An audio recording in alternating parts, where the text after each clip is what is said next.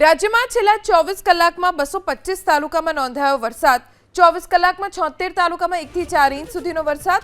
છોટાઉદેપુરના સંખેડામાં 4.02 inch વરસાદ વરસ્યો, તો આ તરફ સુરતના ઉમરપાડા તાલુકામાં 3.90 ઇંચ, સાબરકાંઠાના ઈડરમાં 3.86 ઇંચ વરસાદ, વ્યારા તાલુકામાં 3.54 ઇંચ વરસાદ, તો ડભોઈ તાલુકામાં 3.15 ઇંચ, દાંતા અને રાધનપુર તાલુકામાં 3.11 ઇંચ, ખેડ બ્રહ્મા અને વાલોડ તાલુકામાં 3 ઇંચથી વધુ વરસાદ, સુરત શહેરમાં 2.80 ઇંચ વરસાદ, તો મોરબીના માળિયામાં 2.68 ઇંચ વરસાદ વરસ્યો છે।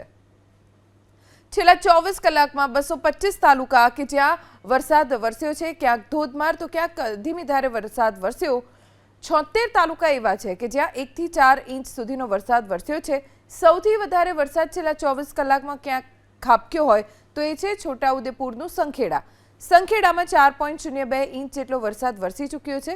સુરતના ઉમરપાડા તાલુકામાં 3.90 ઇંચ, સાબરકાંઠાના ઈડરમાં 3.86 ઇંચ, વ્યારા તાલુકામાં 3.54 ઇંચ, ડભોઈ તાલુકામાં 3.15 ઇંચ, દાંતા અને રાધનપુર તાલુકામાં 3.11 ઇંચ, ખેડ બ્રહ્મા અને વાલોડ તાલુકામાં 3 ઇંચથી વધુ વરસાદ, સુરત શહેરમાં 2.80 ઇંચ, મોરબીના માળિયામાં 2.68 ઇંચ, ડેડિયાપાડામાં 2.56 ઇંચ, જામકંડોરણામાં 2.40 ઇંચ, કુકરમુંડા અને ધ્રાંગધ્રા તાલુકામાં 2.32 ઇંચ વરસાદ, મહુવા તાલુકામાં 2.17 ઇંચ વરસાદ, સોનગઢ, નવસારી, માંગરોળ, ટંકારામાં 2.13 ઇંચ વરસાદ વરસ્યો।